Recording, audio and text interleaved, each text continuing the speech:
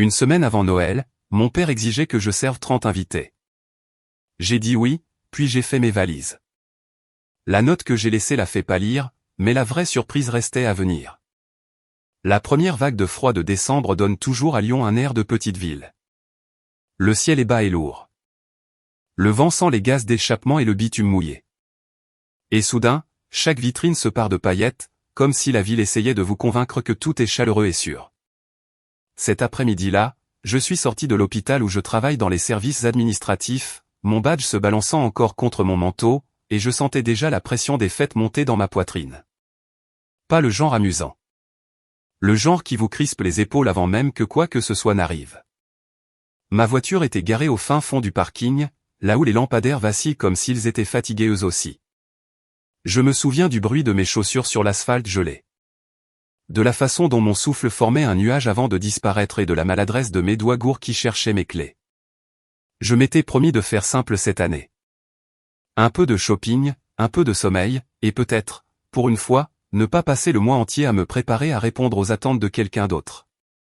Mon téléphone a sonné alors que j'étais à mi-chemin de ma voiture. L'écran s'est allumé, papa. Juste papa. Pas d'émoji en forme de cœur, pas de photo de contact mignonne, juste 4 lettres qui portaient en quelque sorte le poids de toute mon enfance. J'ai arrêté de marcher. Je n'y ai même pas réfléchi. Mon corps s'est simplement figé, comme il le faisait toujours quand il appelait. Comme si j'étais encore une petite fille attendant de savoir si j'allais être félicitée ou réprimandée. J'ai fixé le nom sur l'écran une seconde de trop. Puis j'ai répondu, parce que c'est ce que j'ai toujours fait. Sa voix est arrivée, nette et claire, comme s'il était déjà au milieu d'une conversation.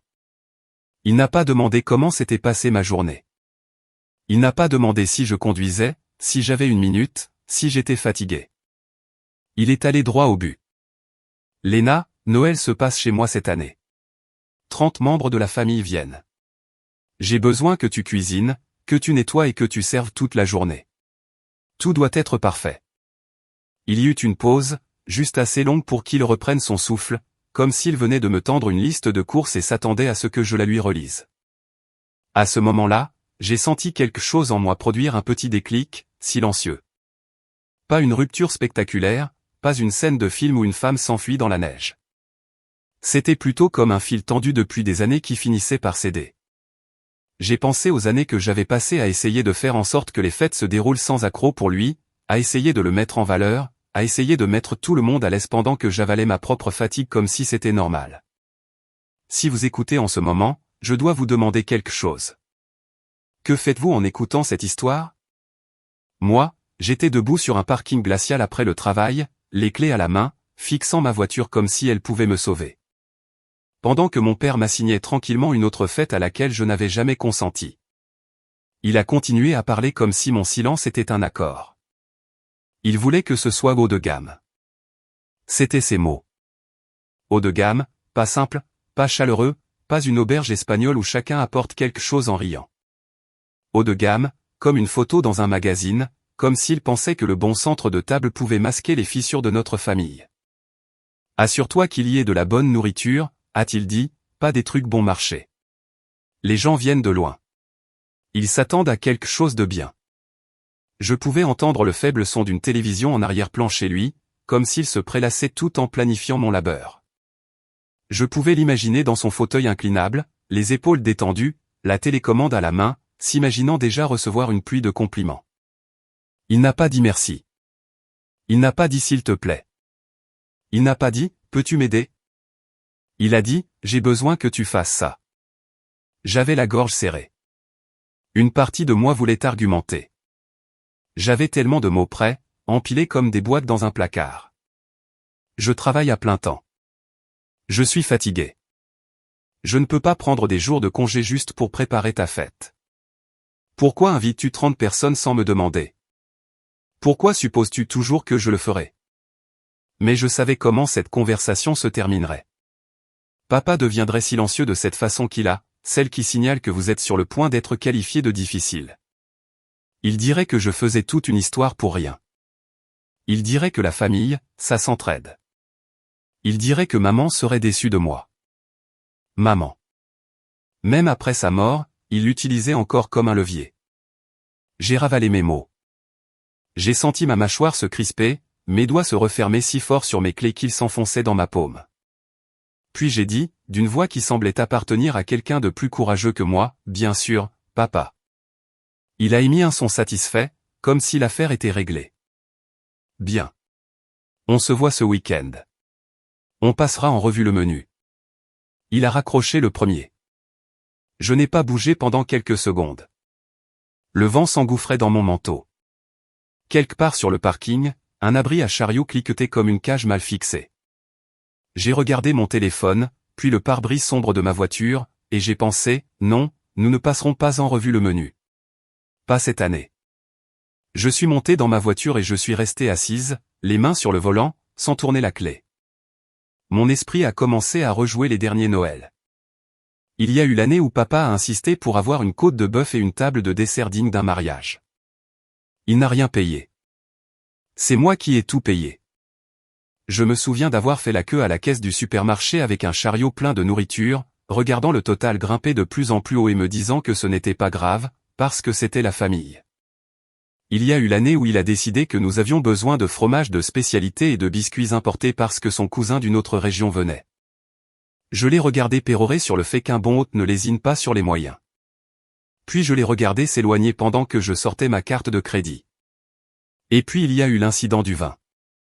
Je le revois encore comme si c'était hier. Nous étions chez un caviste et papa était de très bonne humeur ce jour-là, plaisantant avec le vendeur comme s'il était le patron. Il a vu une vitrine de bouteilles derrière une vitre. Le genre éclairé par de minuscules spots. Il a pointé du doigt comme un enfant repérant un jouet. Celle-là. On prend celle-là. J'ai ri parce que je pensais qu'il plaisantait. Puis j'ai regardé l'étiquette de prix et mon estomac s'est noué. 800 € la bouteille. Il en a choisi 3. Je me souviens m'être penché vers lui et avoir chuchoté, « Papa, ça fait 2400 €. Il n'a même pas scié. Il a dit, c'est Noël. Les gens apprécieront. Tu t'en occuperas. Et je m'en suis occupé. Je me suis occupé de la facture, de la cuisine, du nettoyage, de l'organisation, des décorations, du service, des sourires. Je m'en suis si bien occupé que personne n'a jamais pensé à demander qui s'en occupait. C'est ça qui vous ronge. Si vous avez déjà été la personne qui intervient toujours. Quand vous le faites discrètement, les gens finissent par croire que ça arrive par magie. Comme si la nourriture apparaissait parce que c'est une fête.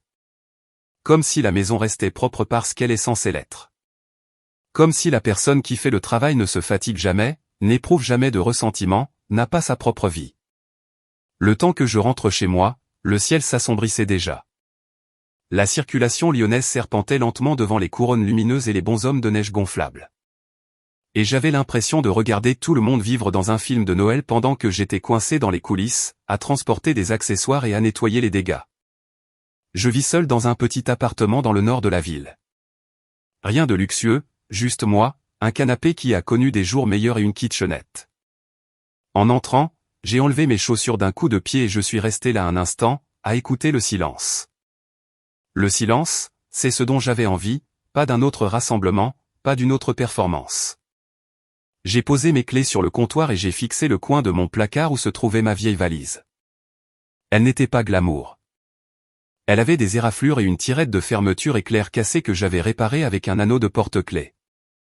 Mais la voir a ralenti les battements de mon cœur, comme si mon corps reconnaissait la forme de l'évasion avant que mon esprit ne comprenne tout à fait.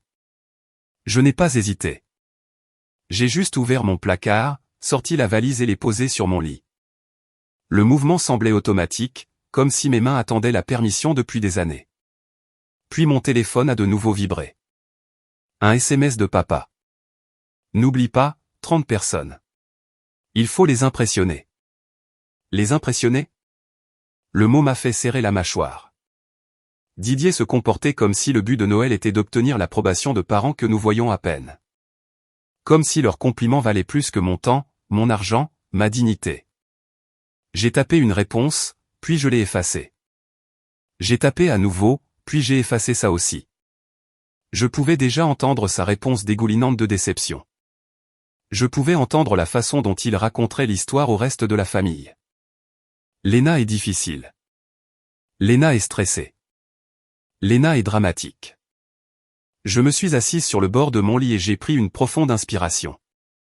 J'ai pensé à maman pendant une seconde, ce qui m'arrive encore quand je suis à la croisée des chemins. Maman avait été le ciment silencieux de notre maison, celle qui aplanissait tout. Elle cuisinait parce qu'elle en avait envie, parce qu'elle aimait nourrir les gens. Mais elle portait aussi une tristesse que je ne comprenais pas quand j'étais enfant.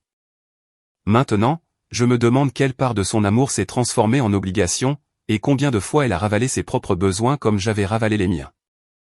Je me suis dit que je n'allais pas disparaître au sein de ma famille. Plus maintenant. Mon téléphone a de nouveau vibré. Un autre message, cette fois de ma tante Nora. Ton père dit que c'est toi qui cuisines. Merci. Tu rends toujours ça spécial. J'ai fixé ce SMS jusqu'à ce que mes yeux me piquent. Merci. Mais ce n'était pas vraiment un merci. C'était un soulagement. C'était une passation de pouvoir. C'était une façon polie de dire « Super. Tu vas t'en charger pour qu'on n'ait pas à le faire. » Mon amie Rachel a appelé quelques minutes plus tard. Elle me connaît depuis l'université et elle peut me lire comme un bulletin météo. Je n'ai même pas dit bonjour normalement. J'ai juste dit « Papa a appelé. » Rachel a soupiré. Oh non. Quoi encore?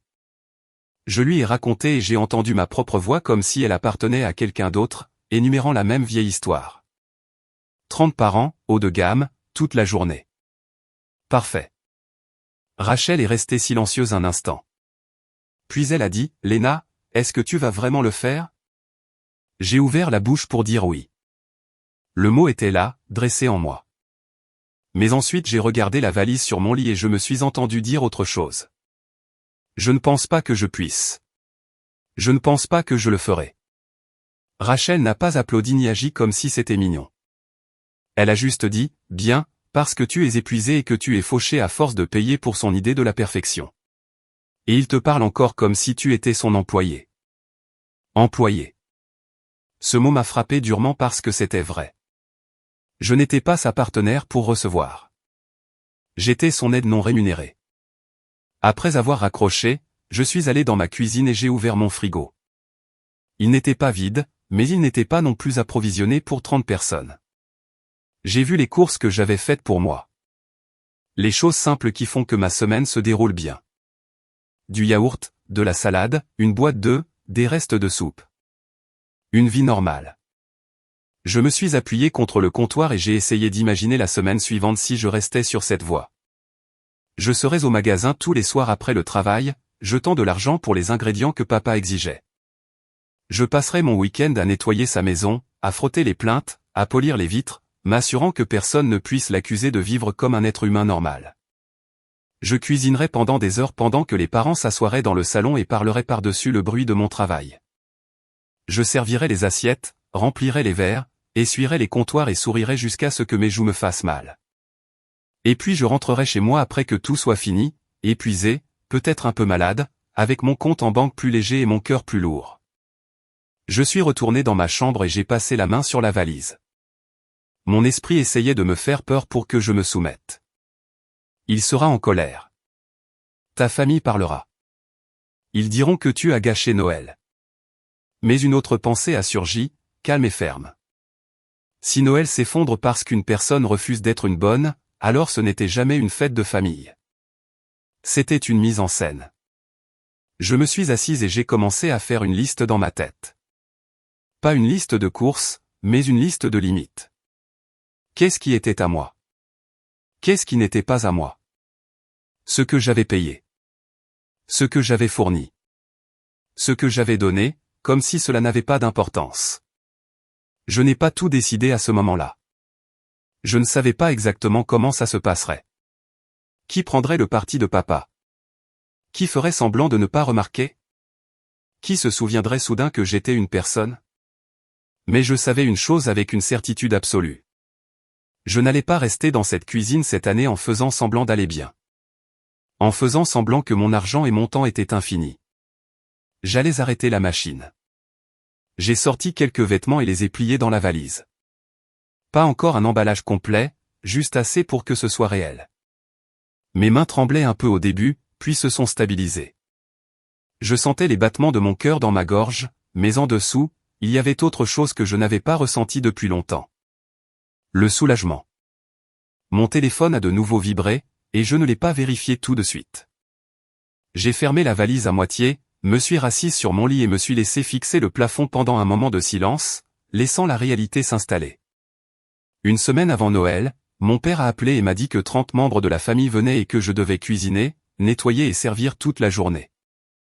Tout devait être parfait. J'ai dit, bien sûr. Puis j'ai raccroché et j'ai commencé à faire mes valises. Je n'allais pas me disputer avec lui. J'allais partir. Et pour la première fois depuis des années, la pensée de ce qui allait se passer ensuite ne me faisait pas aussi peur qu'elle aurait dû. D'une manière que je pouvais à peine expliquer, cela me donnait l'impression que ma vie allait enfin m'appartenir à nouveau. Ce sentiment n'est pas sorti de nulle part. Il s'était construit silencieusement pendant des années, s'accumulant à chaque fête, chaque réunion de famille. Chaque fois que je me retrouvais dans une cuisine qui ne me semblait pas être la mienne, à faire un travail que personne d'autre ne remarquait même. Une fois que j'ai commencé à faire mes valises ce soir-là, les souvenirs ont commencé à refaire surface d'eux-mêmes, non invités mais impossibles à ignorer. Je ne suis pas devenu l'aide familiale du jour au lendemain. Je le suis devenu lentement, un Noël à la fois. La première année où c'est arrivé, je l'ai à peine remarqué. Papa venait de perdre maman et tout le monde était fragile, de cette manière prudente que les gens adoptent lorsque le deuil est encore frais. Je me suis porté volontaire pour aider parce que cela semblait être la bonne chose à faire. J'ai cuisiné quelques plats, nettoyé après, je me suis assuré que papa ne se sente pas seul dans sa propre maison. Les gens m'ont remercié cette année-là. Ils m'ont serré dans leurs bras. Ils m'ont dit à quel point j'étais forte. Je suis rentrée chez moi fatiguée mais satisfaite, croyant avoir fait quelque chose de bien. La deuxième année, c'était une évidence. Didier a appelé une semaine avant Noël et m'a dit à quelle heure les gens arriveraient. Il a mentionné le menu comme s'il était déjà décidé.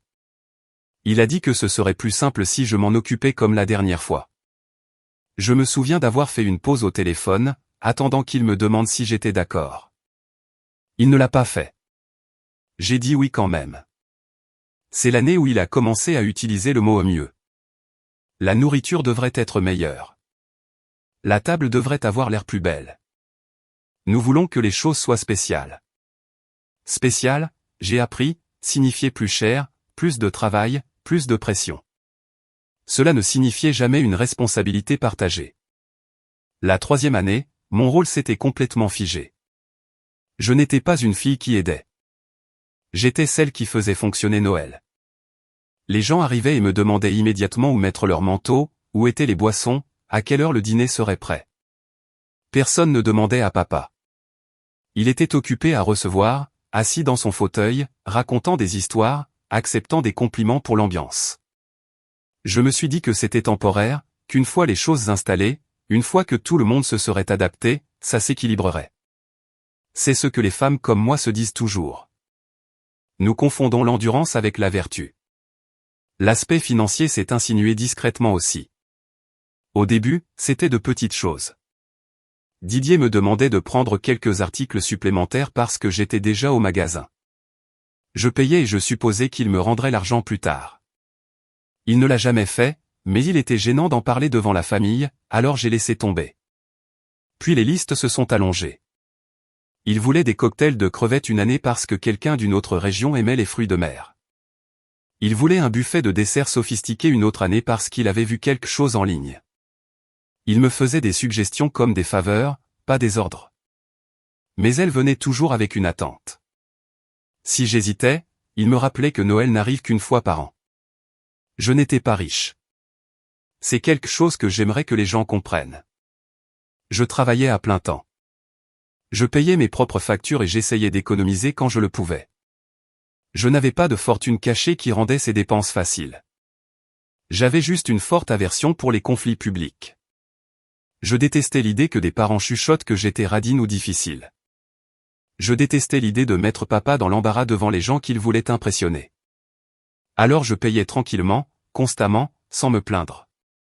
L'année du vin, c'est là que les choses ont franchi une ligne que je ne pouvais plus ignorer. Nous étions chez le caviste ensemble parce que papa insistait pour choisir les bouteilles lui-même. Il aimait la performance, discuter avec le personnel et agir comme s'il organisait une expérience. Je l'ai suivi dans les allées, me préparant déjà. Quand il s'est arrêté devant la vitrine fermée à clé et a pointé du doigt, j'ai senti mon estomac se nouer.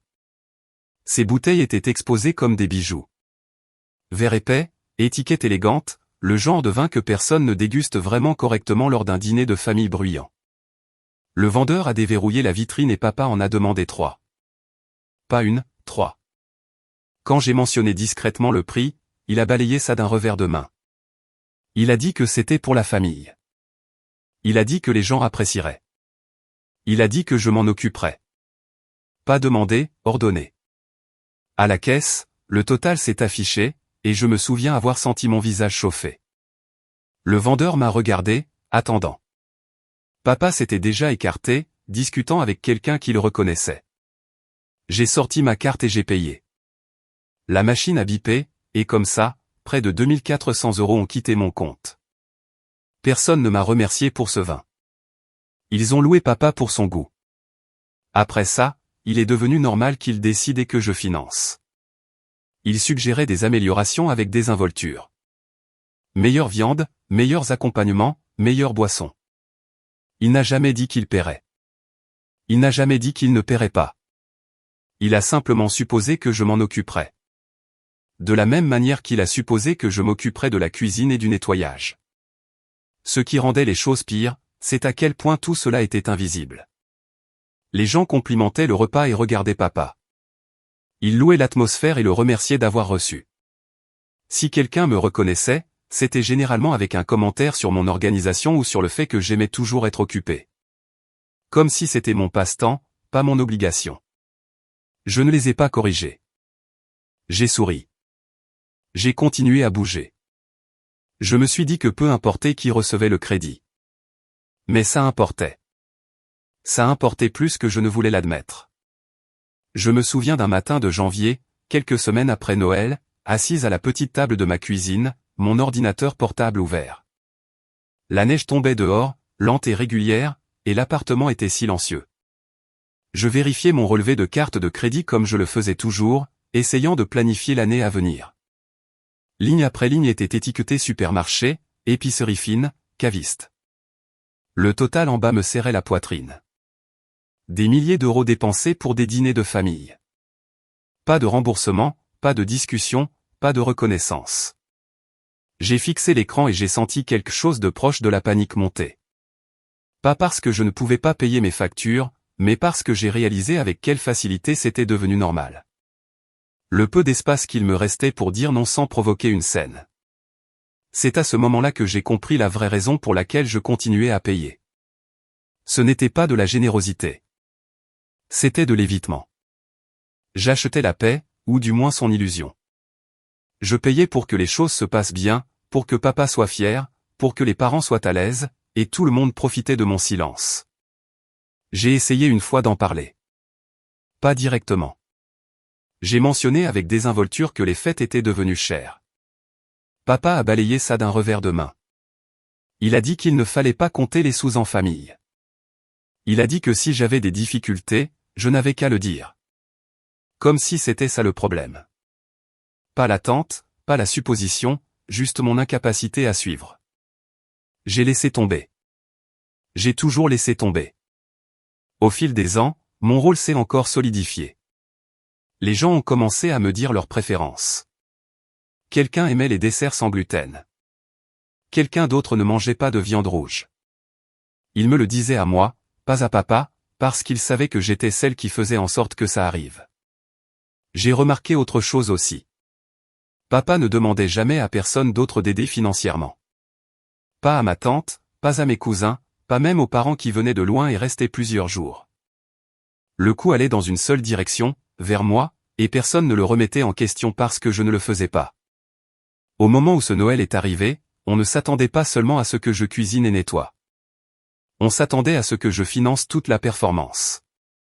Debout dans mon appartement ce soir-là, la valise ouverte, ces souvenirs défilaient en moi comme un règlement de compte silencieux. J'ai réalisé que l'épuisement que je ressentais n'était pas seulement physique. Il était financier, émotionnel, moral. J'en avais assez d'être la solution à un problème que je n'avais pas créé. Assez d'être loué pour ma serviabilité tout en étant vidé en coulisses. Assez de prétendre que mon argent était en quelque sorte moins réel que le confort de tout le monde. Je me suis assise sur le bord de mon lit et j'ai pensé à la semaine à venir. Si je restais, je dépenserais à nouveau des milliers d'euros. Pas parce que papa me le demandait directement, mais parce qu'il déciderait et que j'obéirais. Je lui en voudrais silencieusement, je m'en voudrais bruyamment, puis je recommencerais le cycle l'année suivante. Si je partais, l'illusion se briserait. La pensée m'effrayait. Elle a aussi tout clarifié. Je l'ai enfin nommé pour moi-même ce soir-là. Je n'étais pas seulement utilisé pour mon travail. J'étais utilisé pour mon argent. Et tant que je resterais silencieuse, ça ne changerait jamais. J'ai fermé la valise et je me suis penché en arrière, laissant cette vérité s'installer. C'était inconfortable, mais c'était honnête. Et pour la première fois depuis des années, je ne l'ai pas repoussé. Cette prise de conscience m'a suivi alors que j'éteignais les lumières et me mettais au lit, fixant le plafond dans le noir. La maison que papa aimait montrer. Les repas dont il s'attribuait le mérite, le vin dont il se vantait. Rien de tout cela n'existait sans mes paiements silencieux.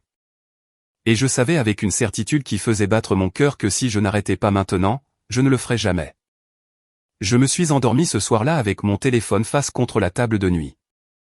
Des messages sans réponse attendaient et une nouvelle compréhension prenait forme en moi. J'avais passé des années à me convaincre que j'étais juste serviable. Maintenant, je le voyais clairement. Je n'étais pas seulement utilisé pour mon temps, j'étais aussi utilisé pour mon argent. Une fois que cette vérité s'est installée, je ne pouvais plus prétendre que je ne comprenais pas pourquoi j'avais dit bien sûr à papa au téléphone. Ce n'était pas parce que j'étais d'accord avec lui. Ce n'était pas parce que j'avais le temps, l'énergie ou l'argent supplémentaire. C'était parce que dire non avait toujours semblé plus dangereux que de dire oui. Je suis resté allongé dans mon lit cette nuit-là, fixant le plafond, écoutant le doux bourdonnement du chauffage qui s'allumait et s'éteignait. Chaque fois qu'il cliquetait, mon esprit sursautait comme si je me préparais à une autre demande. Je n'arrêtais pas de rejouer cet appel téléphonique dans ma tête. La façon dont papa n'a pas demandé, la façon dont il a annoncé, la façon dont ma propre voix est sortie, calme et consentante, trahissant tout ce que je ressentais vraiment. Je me suis demandé pourquoi j'avais fait ça. Pourquoi, après tout ce que je savais, après chaque relevé de carte de crédit et chaque ressentiment silencieux, je revenais toujours à la soumission. La réponse n'était pas flatteuse, mais elle était honnête. J'avais peur de la façon dont je serais perçu. Dans notre famille, la générosité était traitée comme une exigence morale. Si vous la remettiez en question, vous étiez égoïste. Si vous posiez des questions sur l'argent, vous étiez radin. Didier m'avait inculqué ça sans jamais le dire ouvertement.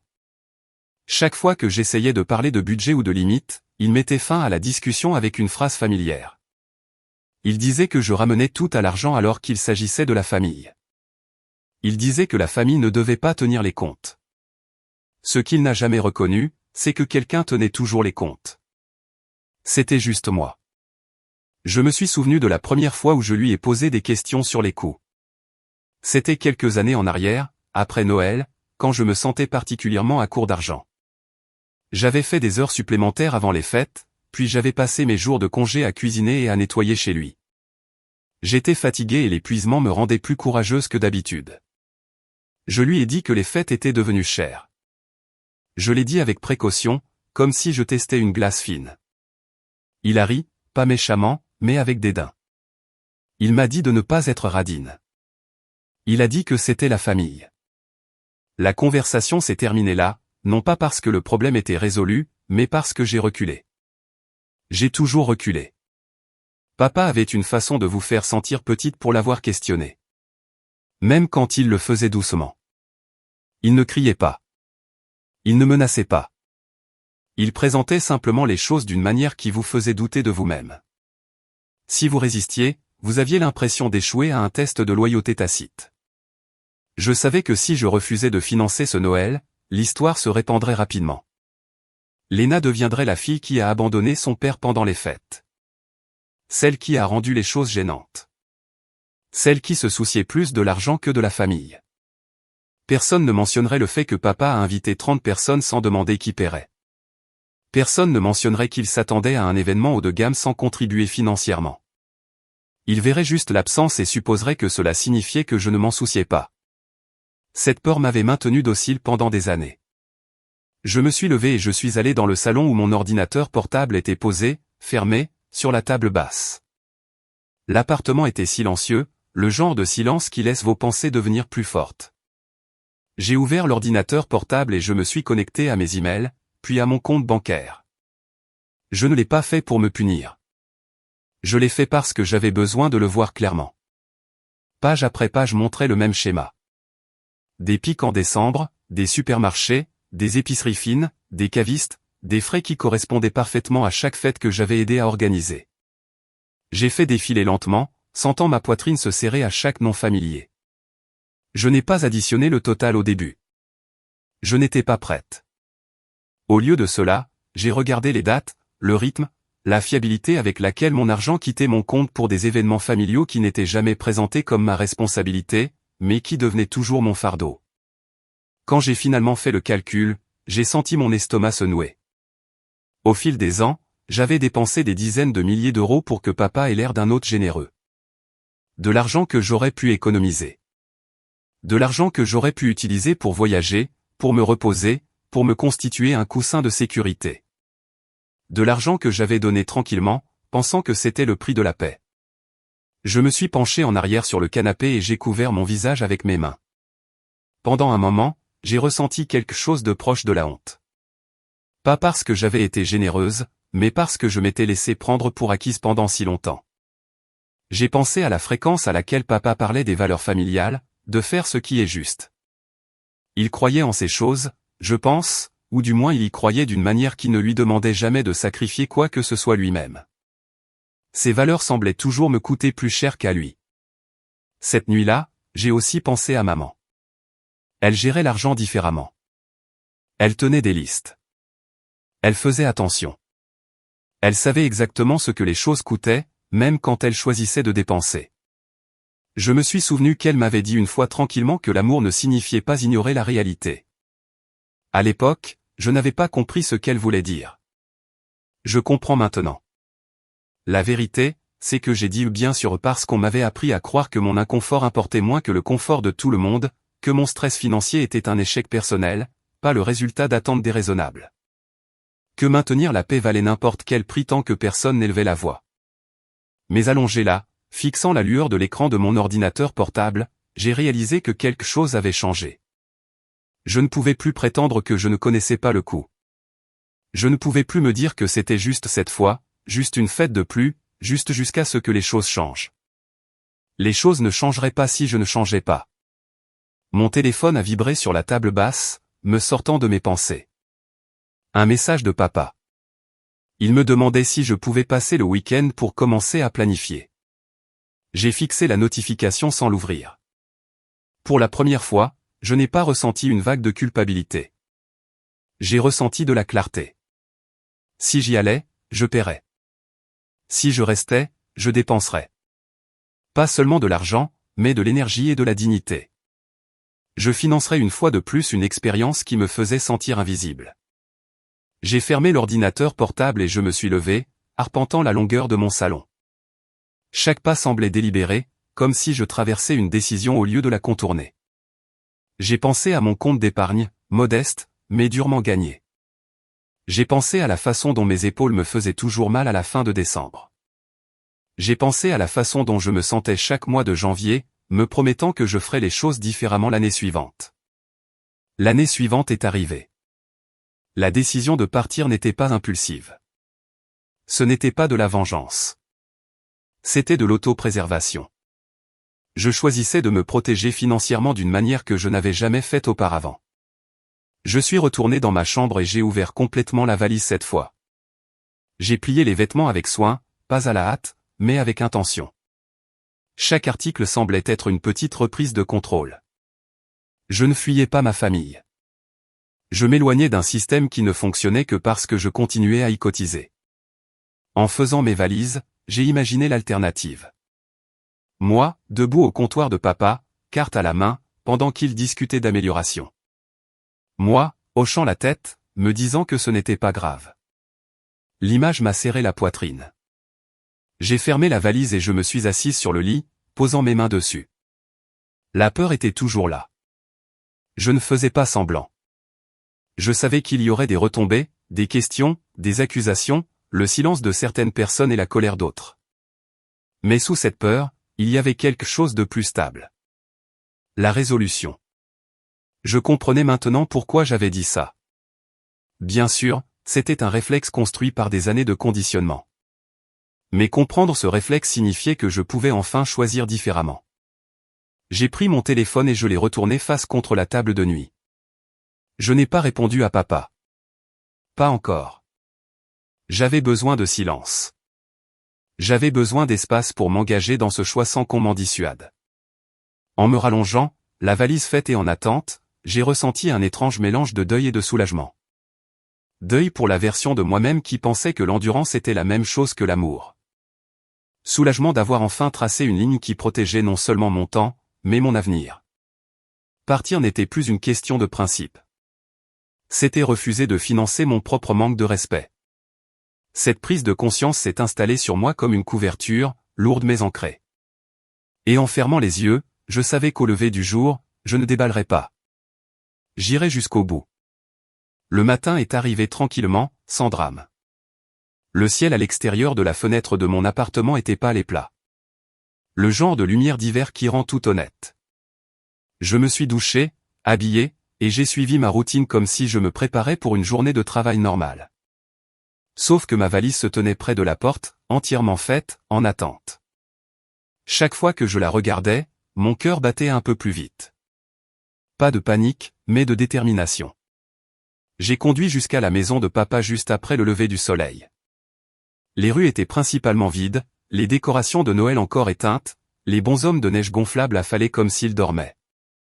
En entrant dans son allée, j'ai ressenti le serrement familier dans ma poitrine, le réflexe qui me disait de me préparer, de me tenir prête à jouer mon rôle. J'ai pris une profonde inspiration et je me suis rappelé que cette fois, je n'étais pas là pour servir. La maison était silencieuse quand je suis entré avec ma clé. Papa dormait encore à l'étage. Je pouvais entendre le faible son de son ronflement à travers le plancher, régulier et imperturbable.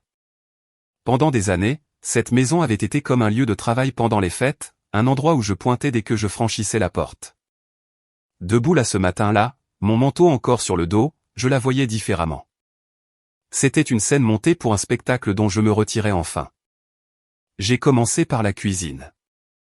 La porte du garde-manger a grincé quand je l'ai ouverte, révélant des étagères remplies de nourriture que je reconnaissais parce que j'avais acheté chaque article. Des boîtes de bouillon, des paquets de pâtes, des ingrédients spéciaux que papa insistait pour avoir pour son menu de fête. J'ai pris un moment pour tout regarder, non pas avec colère, mais avec clarté. C'était mon travail, mon argent, mon effort, bien rangé sur des étagères comme s'il appartenait à la maison, pas à moi. J'ai attrapé quelques sacs réutilisables sous l'évier et j'ai commencé à tout vider. J'ai travaillé méthodiquement, plaçant les articles dans les sacs, une étagère à la fois. Le bruit des boîtes de conserve s'entrechoquant était fort dans la maison silencieuse. Chaque bruit semblait être une ponctuation, marquant la fin d'une attente. Je ne me suis pas précipité. Je me suis laissé sentir le poids de chaque sac à mesure qu'il se remplissait. La farine que je n'utilisais jamais pour moi. L'huile d'olive importée que papa préférait. Les fournitures de pâtisserie que j'achetais chaque année parce que quelqu'un voulait toujours un dessert. Tout étalé dans les sacs.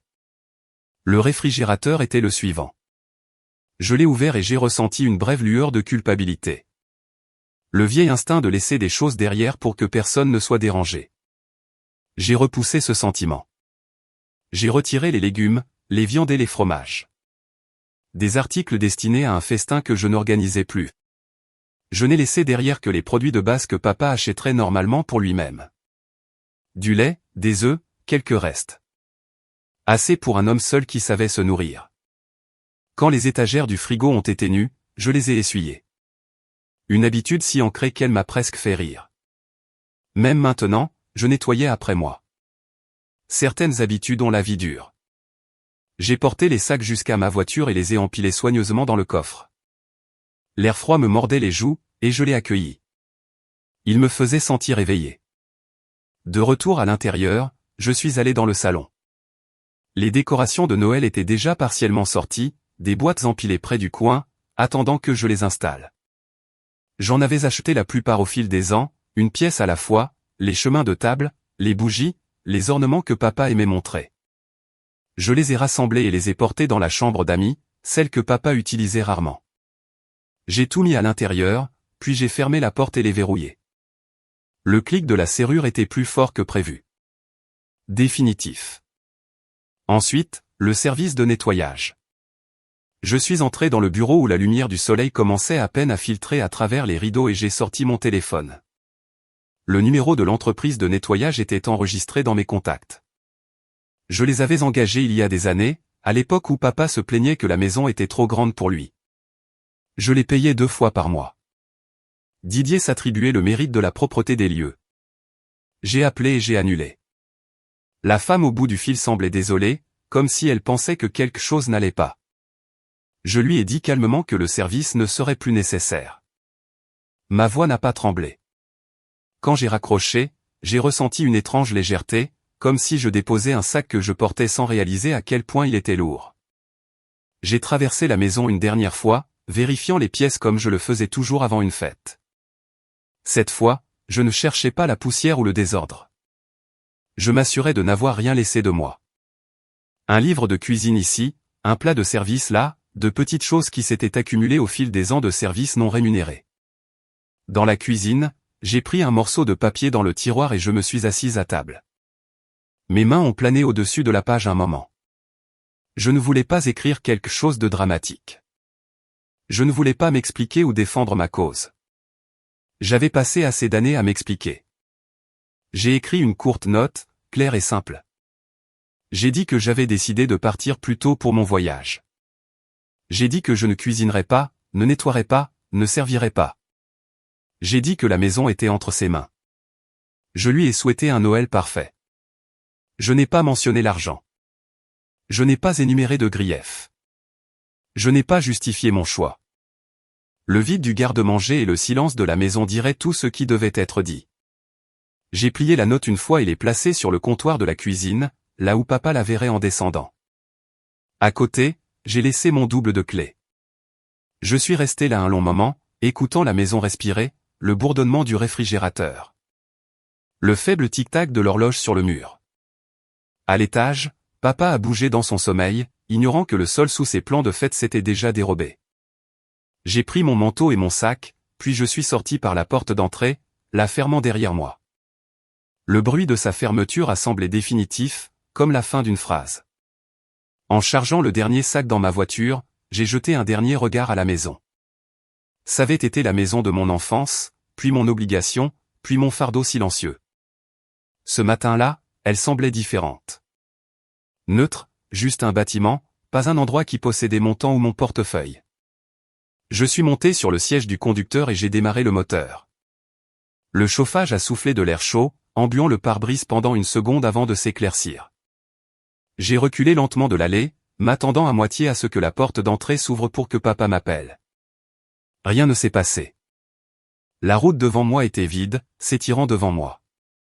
Et pour la première fois depuis des années, je n'avais pas l'impression de laisser quelque chose d'inachevé derrière moi. Je partais sans facture, sans reçu, sans liste de choses que je devais encore.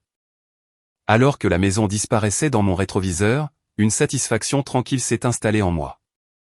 Pas de la joie exactement, mais du soulagement, le genre qui vient quand on arrête enfin de payer pour un rôle pour lequel on n'a jamais postulé.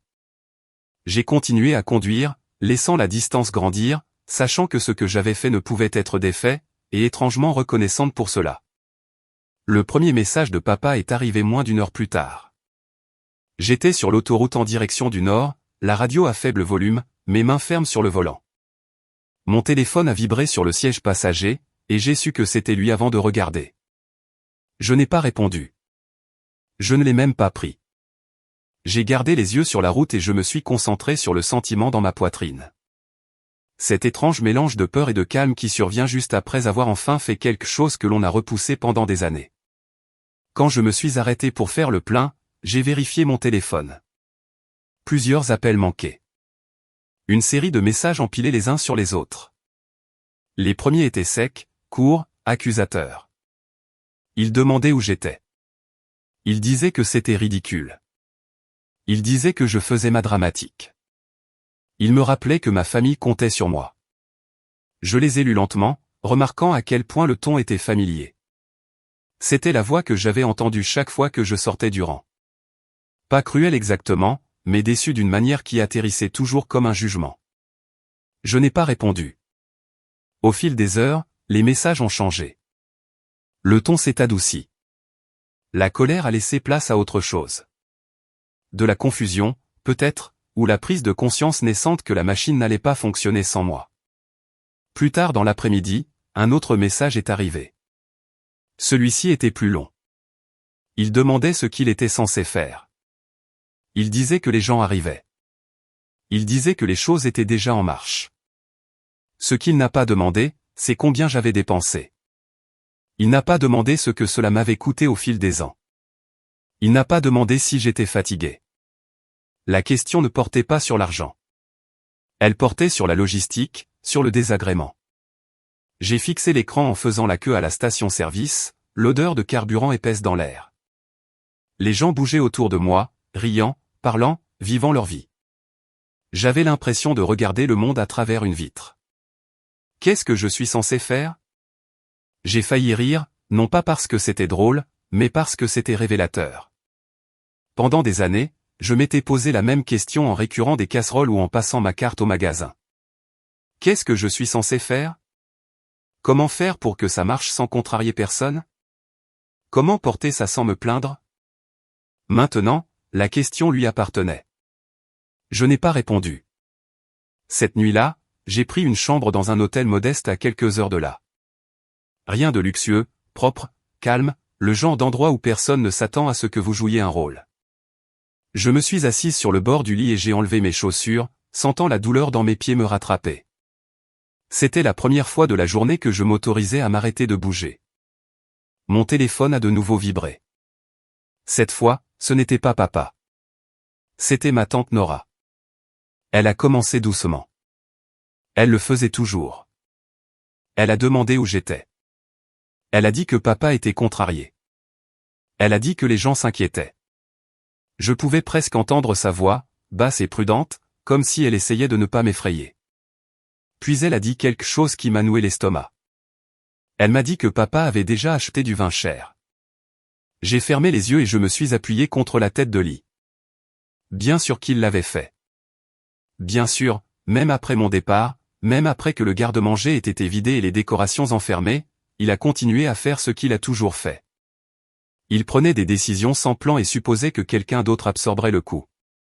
Elle a suggéré que je revienne, juste pour arranger les choses, juste pour l'aider. Elle a dit que ce ne serait pas pareil sans moi. J'ai écouté. Je l'ai laissé parler. Je n'ai pas interrompu. À l'intérieur, quelque chose s'est mis en place. Papa n'avait encore rien appris. Il fonctionnait toujours sous la même hypothèse. Que je céderais. Que je reviendrais embarrassé, prête à arranger les choses. Que mon départ était un caprice, pas une limite. J'ai dit calmement à ma tante que je ne revenais pas. Je l'ai dit une fois, clairement, sans explication. Il y a eu une pause au bout du fil, le genre qui se remplit d'une déception non exprimée. Elle a soupiré et a dit qu'elle comprenait, même si je sentais bien que non. Elle a dit que papa n'était pas bon pour ce genre de choses. Elle a dit qu'il avait besoin d'aide. Je l'ai remercié d'avoir appelé et j'ai mis fin à la conversation. Je suis resté assise là, dans la chambre d'hôtel silencieuse, mon téléphone posé face contre la table de nuit, et j'ai laissé le silence s'étirer. Il était différent du silence auquel j'étais habitué. Celui-ci ne ressemblait pas à de l'évitement. Il ressemblait à de l'espace. Plus tard dans la soirée, un autre message de papa est arrivé. Le ton avait encore changé, moins en colère, plus troublé. Il a demandé si je pouvais au moins parler. Il a dit qu'il ne savait pas où quoi que ce soit se trouvait. Il a demandé ce que les gens penseraient. Ce que les gens penseraient. Cette question m'a suivi dans la nuit. Allongé sur le lit inconnu, fixant le plafond, écoutant les faibles bruits des autres clients à travers les murs. quelqu'un a ri dans le couloir. Une porte s'est fermée. La vie continuait. J'ai pensé à toutes les fois où j'avais fait des choses pour sauver les apparences. Toute l'énergie que j'avais dépensée à gérer les perceptions, à m'assurer que personne ne remarque la tension en coulisses. J'ai réalisé à quel point cet instinct était profondément enraciné en moi et à quel point il était inconfortable d'y résister. Mais j'ai aussi réalisé autre chose. Pour la première fois, les conséquences ne retombaient pas sur moi. Elles retombaient là où elles devaient. Le lendemain matin, je me suis réveillé tôt. Mon corps toujours sur son ancien rythme. La lumière du soleil filtrait à travers les rideaux fins. Et pendant un moment, j'ai oublié où j'étais. Puis je me suis souvenu et ma poitrine s'est d'abord serrée, puis s'est détendue. J'ai vérifié mon téléphone. Plus de messages. Papa demandait encore ce qu'il était censé faire.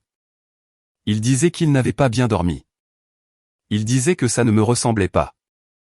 Il disait que la famille comptait.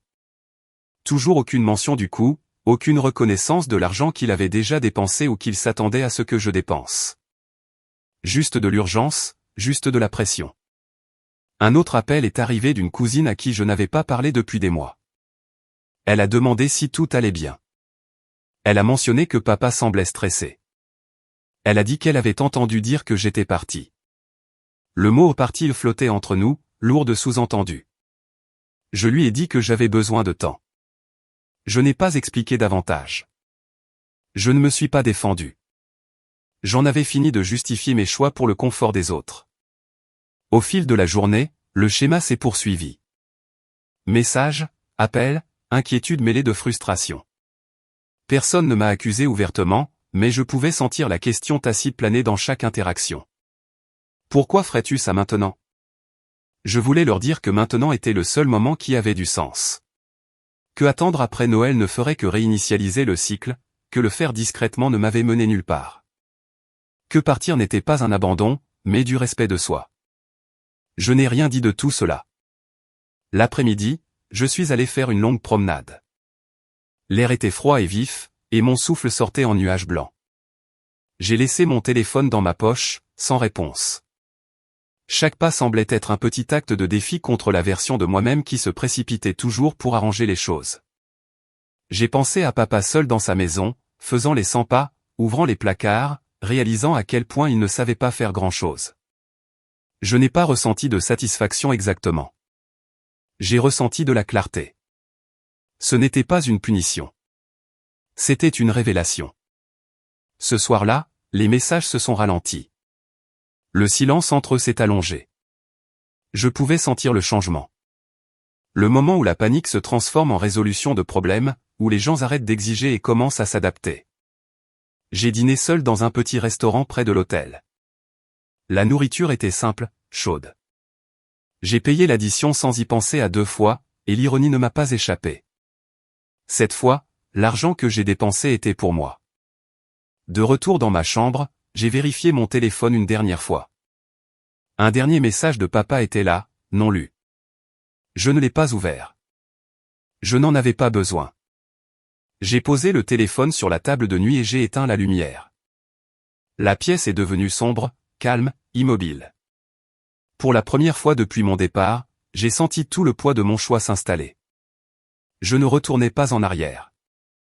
Quoi qu'il arrive ensuite, quelles que soient les histoires racontées, quel que soit l'inconfort qui se déroulait dans cette maison, je ne serais pas là pour l'aplanir. La tempête arrivait et je n'étais plus sur son chemin.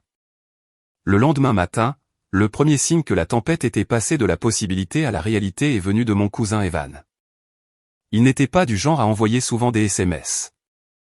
Evan était du genre à se présenter, manger, faire une conversation polie et partir sans se mêler des drames des autres. Alors, quand son nom est apparu sur mon écran avant même que j'aie fini mon café d'hôtel, mon estomac s'est noué. Son message était court et direct. Des gens arrivent en avance. Certains ont changé leur vol. Papa a l'air paniqué. Je l'ai lu 2 fois, puis j'ai posé mon téléphone comme s'il avait un poids.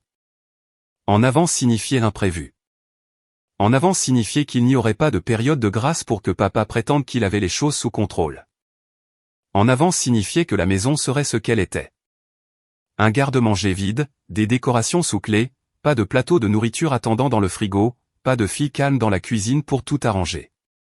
En avance signifiait que l'illusion s'effondrerait en plein jour, avec des témoins. Je me suis assise sur le bord du lit de l'hôtel et j'ai essayé de respirer normalement. Je me suis dit que j'étais en sécurité. Je n'étais pas en danger. Ce n'était pas une question de vie ou de mort. Mais mon corps avait été entraîné à réagir aux crises familiales comme à une alarme. Ma poitrine était serrée. Mes mains étaient agitées. Une partie de moi voulait bondir, enfiler mon manteau et retourner en courant comme je l'avais toujours fait. Au lieu de cela, je me suis forcé à rester immobile. J'ai pris mon téléphone et j'ai répondu à Evan. « Tu y es maintenant ?» Il a répondu rapidement. « Je viens d'arriver. Il y a des voitures partout. » Je pouvais l'imaginer. L'allée de Didier bondée. Des gens sortant avec des valises et des housses à vêtements. Le genre d'énergie d'arrivée qui remplit une maison d'attente. Je pouvais entendre les sons imaginaires. Des portières de voitures qui claquent, des voix s'appelant, des chaussures tapant la neige des bottes, la chaleur des retrouvailles, la supposition facile que quelqu'un à l'intérieur s'était préparé pour eux. Evan a envoyé un autre SMS. Il n'arrête pas de demander où tu es. J'ai fermé les yeux. Je savais que cela arriverait. Je l'avais prévu. Mais savoir quelque chose intellectuellement et l'entendre décrit en temps réel sont deux choses différentes. Ma gorge s'est nouée d'un mélange de peur et d'autre chose. Quelque chose de plus stable, de plus radical. Parce que ça se passait sans moi. Le moment que j'avais toujours essayé d'éviter se déroulait exactement comme il le fallait. Quelques minutes plus tard, mon téléphone a sonné. C'était de nouveau ma tante Nora. Je l'ai laissé sonner 1, 2, 3 fois, puis j'ai répondu parce que je pouvais dire, d'après le moment, qu'elle appelait depuis l'intérieur de l'incendie. Sa voix est arrivée, forte et tendue, comme si elle essayait de garder son calme tout en parlant à travers des dents serrées. Elle n'a pas dit bonjour. « Léna, où es-tu » Je lui ai dit calmement que j'étais hors de la ville. Il y a eu une inspiration brusque à l'autre bout du fil. « As-tu la moindre idée de ce qui se passe ici » Je pouvais entendre du bruit derrière elle, des voix se chevauchant, quelqu'un riant trop fort, quelqu'un posant une question, le bruit de valises roulant sur le sol dur. Mon estomac s'est retourné. Nora a baissé la voix. Les gens sont là. Ils sont arrivés en avance. Ils entrent et il n'y a rien. Pas de nourriture, pas de sapin, rien du tout. Ton père est en haut en train de changer de chemise. Comme si ça allait arranger les choses. J'ai imaginé papa faisant exactement ça. S'agitant sur les mauvais détails. Comme si, en ayant l'air impeccable, la réalité allait coopérer. Nora a continué, et son ton est passé de la panique à la frustration. Il n'arrête pas de dire que tu surréagis. Que tu es parti en claquant la porte. Il dit que tu es devenu susceptible à propos de l'organisation des fêtes. Surréagir. Susceptible. Parti en claquant la porte. La vieille histoire. L'histoire facile. L'histoire qui faisait de lui le raisonnable et de moi l'instable. J'ai senti une chaleur monter derrière mes yeux, mais ma voix est restée stable. Leur a-t-il dit qu'il avait invité 30 personnes sans me le demander ? Nora a fait une pause. Elle n'a pas répondu directement, ce qui était une réponse en soi. Il dit que tu adores recevoir, a-t-elle dit finalement. Il dit que tu prends toujours les choses en main. Il dit qu'il ne pensait pas que ce serait un problème. Bien sûr qu'il l'a fait. Pendant des années, papa avait raconté mon labeur comme un trait de personnalité. Comme si ma volonté était un trait de caractère, pas une décision. J'ai entendu quelqu'un appeler Nora en arrière-plan, puis une réponse étouffée. Elle est revenue à moi, la voix tendue. Cynthia est là. Elle vient d'entrer et a regardé autour d'elle comme si elle n'en croyait pas ses yeux. Cynthia, ma tante par alliance. Techniquement, elle travaillait comme consultante en ressources humaines, le genre de femme qui pouvait s'asseoir dans une salle de conférence avec des cadres 2 fois plus grands qu'elle et les faire se tortiller avec une seule question calme. Cynthia ne s'emportait pas. Elle ne faisait pas de scène. Elle faisait dans la responsabilité. Le simple fait d'entendre son nom a fait bondir mon pouls. Nora a chuchoté, elle pose des questions. J'ai demandé, quel genre de questions ? Nora a hésité, puis a dit, le genre qui fait bégayer ton père. Avant que je puisse répondre, Nora a soudainement baissé la voix encore plus. Léna, s'il te plaît, reviens, même pour quelques heures. On peut arranger ça. Les gens ont faim. Ils sont confus. Ça tourne au vinaigre. Tourner au vinaigre. Cette phrase me terrifiait autrefois. Elle signifiait conflit. Elle signifiait des voix qui s'élèvent.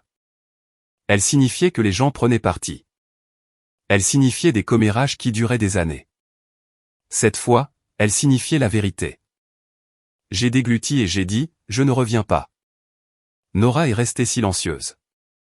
Dans le silence, je pouvais entendre quelqu'un en arrière-plan demander où étaient les apéritifs. Quelqu'un d'autre a demandé les plans pour le dîner.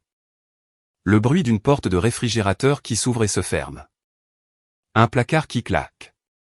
Puis Nora a parlé à nouveau, plus doucement maintenant. Il est embarrassé. J'ai dit, il devrait l'être. C'était la première fois que je disais quelque chose comme ça à voix haute. Je m'attendais à ce que ma voix tremble, mais non. Elle est sortie calme, comme un fait. Nora a expiré comme si elle avait retenu son souffle. Je dois y aller, a-t-elle dit. J'avais juste besoin de savoir si tu venais vraiment. Je lui ai dit non à nouveau, doucement, et j'ai mis fin à l'appel. Je suis restée assise là, à fixer le mur pendant un moment, mon café refroidissant sur la petite table de l'hôtel. Mes mains tremblaient légèrement. Pas de culpabilité, mais de l'adrénaline d'avoir enfin refusé de sauver tout le monde. Mon téléphone a vibré avec un nouveau SMS. Cette fois d'Evan. Didier essaie d'agir normalement. Il n'arrête pas d'offrir de l'eau aux gens comme si ça comptait comme recevoir. J'ai presque souri malgré moi. Puis un autre message est arrivé. Il dit que tu fais ta dramatique, que tu vas te calmer et arriver plus tard. C'était ça, l'hypothèse. Même maintenant, même au milieu du désordre, il croyait encore que ma limite était temporaire. Il croyait encore que mon nom était une humeur, pas une décision. J'ai pris une lente inspiration et je me suis souvenu des étagères du garde-manger que j'avais vidées, de la serrure qui cliquetait sur la porte de la chambre d'amis. L'annulation du service de nettoyage. Ce n'étaient pas des gestes dramatiques. Ils étaient pratiques. Ils étaient définitifs. Un peu plus tard, j'ai reçu un message de quelqu'un d'autre, ma cousine Marlène, qui ne me contactait que lorsqu'elle avait besoin de quelque chose. Son SMS était chargé d'une fausse inquiétude. Est-ce que ça va? Papa dit que tu t'es énervé pour rien. Pour rien. J'ai fixé cette phrase jusqu'à ce que ma mâchoire se crispe. Je n'ai pas répondu. Puis, de manière inattendue, Cynthia m'a appelé. J'ai hésité. Cynthia et moi n'étions pas proches, mais elle était perspicace, et je ne voulais pas être du mauvais côté de ses conclusions. Pourtant, quelque chose en moi voulait entendre sa voix. Je voulais savoir ce qu'elle a vu en entrant sur la scène que j'avais quittée. J'ai répondu. Cynthia n'a pas perdu de temps. Léna, es-tu en sécurité? Oui, ai-je dit. Bien. Alors dis-moi une chose, a-t-elle dit, calme comme toujours. As-tu dit à ton père que tu ne ferais pas ça?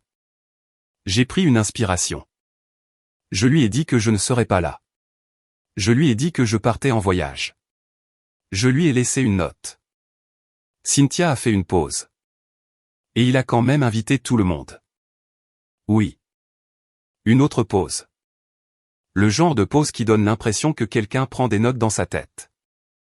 Je pouvais entendre des voix derrière elle, étouffées mais tendues. Puis Cynthia a parlé à nouveau, toujours calme. Ton père dit aux gens que tu surréagis. Il dit que tu es parti en colère parce qu'il t'a demandé de l'aide. J'ai senti mon visage s'empourprer de colère. Il n'a pas demandé. Le ton de Cynthia est resté égal. C'est ce que je pensais. C'est pour ça que j'appelle, parce que je suis dans la cuisine de ton père et il n'y a pas de nourriture et il n'y a pas de décoration et les gens regardent autour d'eux comme si quelqu'un était mort. J'ai dégluti difficilement. Je ne savais pas quoi dire à ça. Cynthia a continué, je veux comprendre quelque chose avant de dire ce que je pense à voix haute. Qui paie pour tout ça, d'habitude? La question a atterri comme une cloche sonnant dans une pièce silencieuse. Qui paie d'habitude? Pas qui cuisine, pas qui nettoie.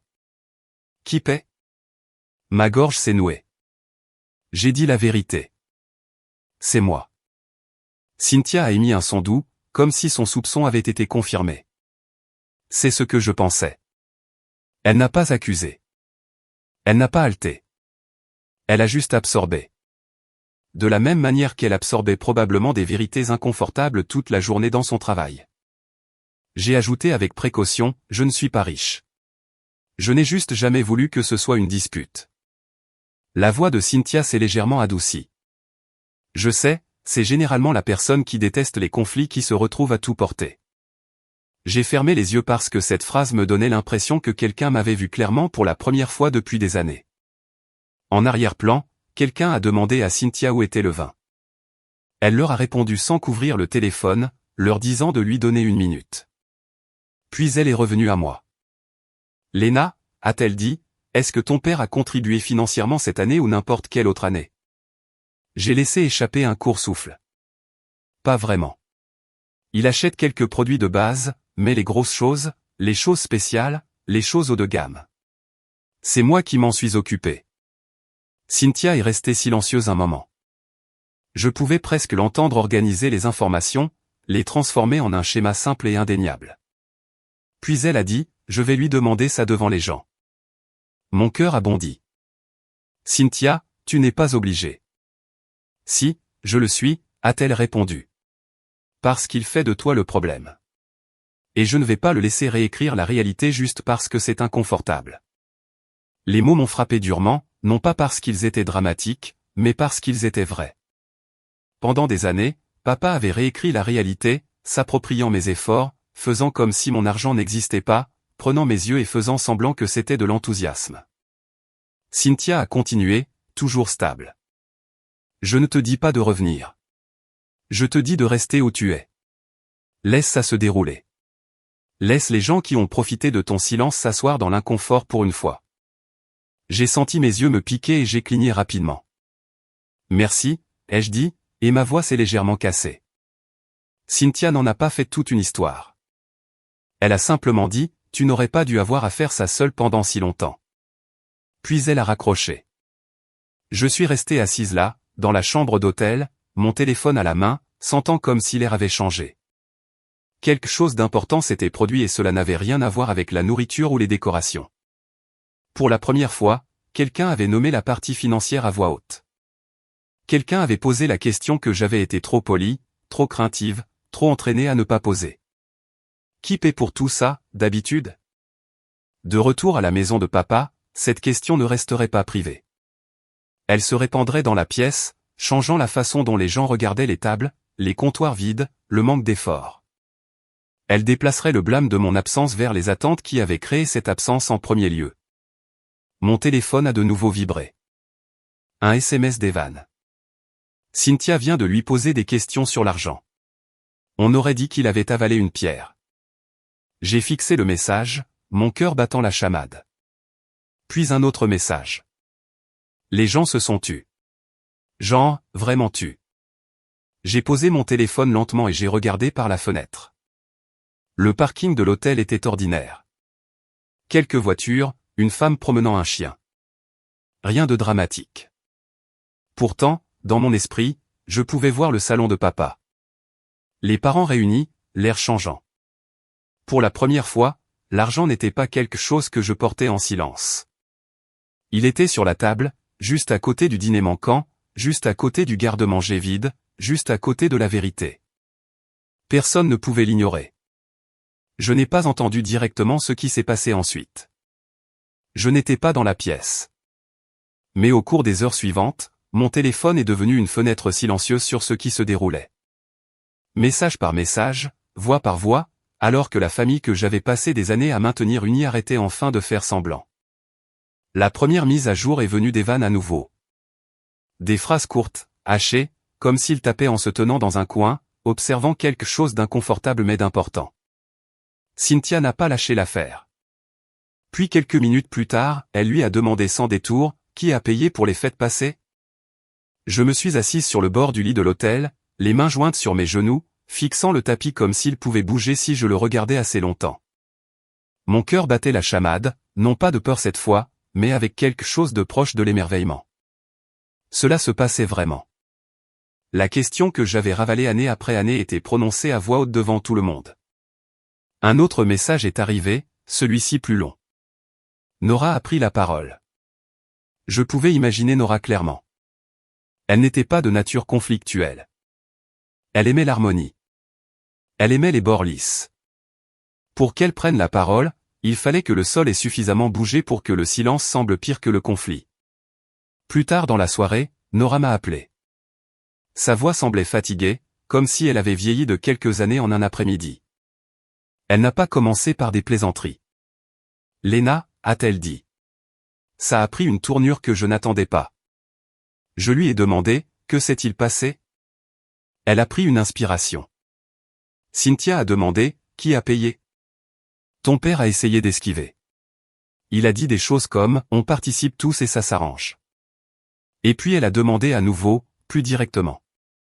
J'ai fermé les yeux. Et j'ai dit ton nom, Nora a hésité. Ma poitrine s'est serrée. J'ai dit que tu ne faisais pas que cuisiner et nettoyer.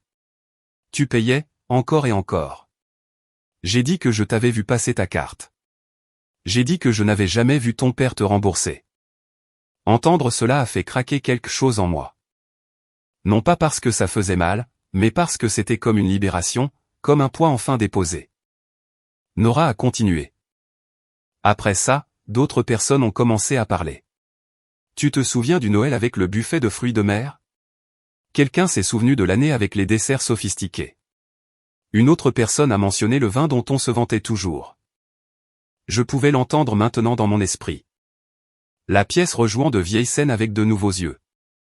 Des moments qui avaient autrefois semblé festifs étaient maintenant réexaminés comme des transactions. Effort, coût, sacrifice. Nora a dit, quelqu'un a demandé pourquoi tu avais toujours l'air épuisé à la fin de la soirée. Quelqu'un d'autre a dit qu'il pensait que tu aimais juste être occupé. J'ai ri doucement à cela. Un son sans humour.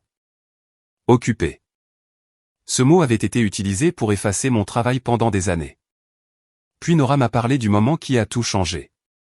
Cynthia a dit quelque chose qui a rendu la pièce complètement silencieuse. Je me suis penché en avant. Qu'a-t-elle dit? Elle a dit, la générosité n'est pas une obligation. Les mots ont atterri lourdement, même à travers le téléphone. La générosité n'est pas une obligation.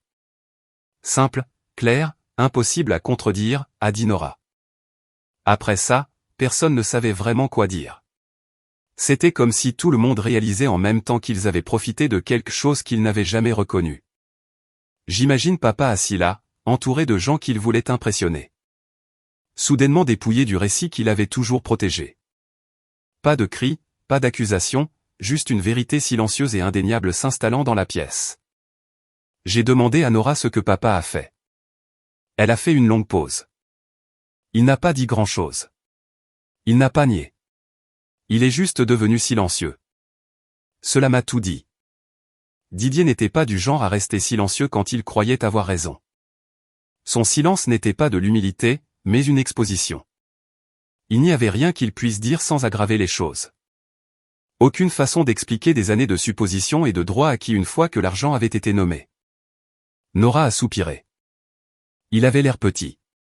Léna, je ne veux pas dire faible, je veux dire acculé, comme si l'histoire qu'il s'était toujours racontée avait cessé de fonctionner. J'ai ressenti une étrange douleur dans ma poitrine. Pas de triomphe, pas de pitié exactement, quelque chose de plus compliqué. Papa était toujours mon père. Je ne voulais pas qu'il soit humilié.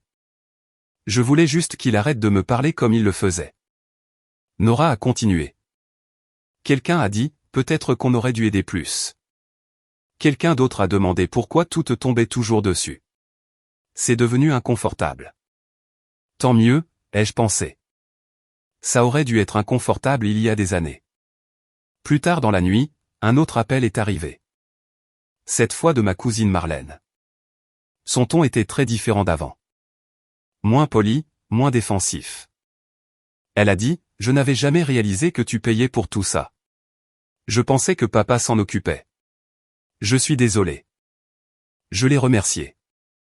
Non pas parce que les excuses réparaient quoi que ce soit, mais parce qu'il était important qu'elles soient dites. Puis Evan a de nouveau envoyé un SMS. Papa est monté. Il a dit qu'il avait besoin d'air. Je l'ai imaginé debout, seul dans sa chambre, le bruit de la maison étouffé en bas. Finalement confronté à la réalité que le confort dont il jouissait avait un coût pour quelqu'un d'autre. Pour moi. Je ne me sentais pas victorieuse. Ce que je ressentais, c'était d'être ancrée, comme si la vérité avait enfin atteint la surface et ne pouvait plus être repoussée. Le message suivant est arrivé plus tard, après que les choses se soient installées dans un calme précaire. Les gens ont commandé des pizzas. J'ai souri doucement à ça. Des pizzas. Des assiettes en carton. Pas de fanfare, pas de performance, juste de la nourriture pour passer la soirée. Evan a ajouté, c'est bizarrement plus calme maintenant.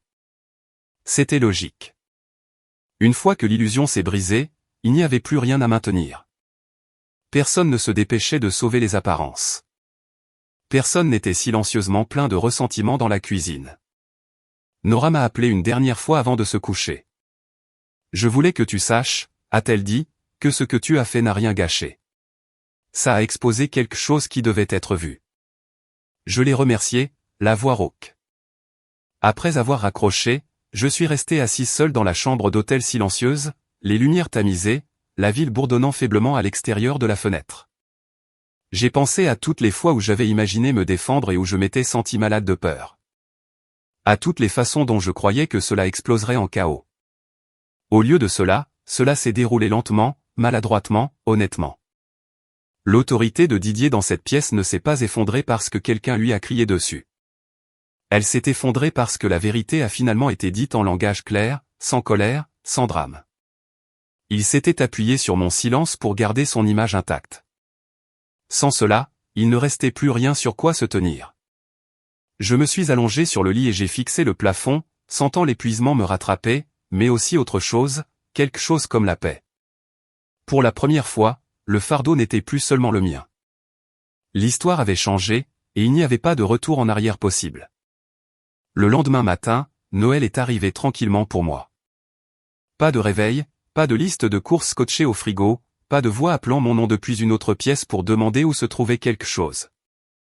Je me suis réveillé dans le lit de l'hôtel, enveloppé dans des draps blancs et propres, le genre qui ne sentait pas la nourriture brûlée ou le stress. Pendant un instant, je ne me suis pas souvenu où j'étais, puis si, et mon corps s'est détendu d'un seul coup. J'ai fait du café avec la petite machine près de la fenêtre et je suis resté là à regarder la ville se réveiller. Quelque part en ville, ma famille se réunissait. Ailleurs, les traditions se réorganisaient sans que je les maintienne en place. Mon téléphone a vibré sur la table de nuit. Un message d'Evan. Noël est différent. C'est tout ce qu'il disait. J'ai souri faiblement et j'ai bu une gorgée de café. Différent ne signifiait pas gâché. Cela signifiait altéré. Et parfois, altéré était mieux. Un peu plus tard, un autre message est arrivé. Cette fois de Nora. On mange des pizzas. Assiette en carton. Quelqu'un a oublié les serviettes, alors on utilise des essuie-tout. Je pouvais l'imaginer parfaitement.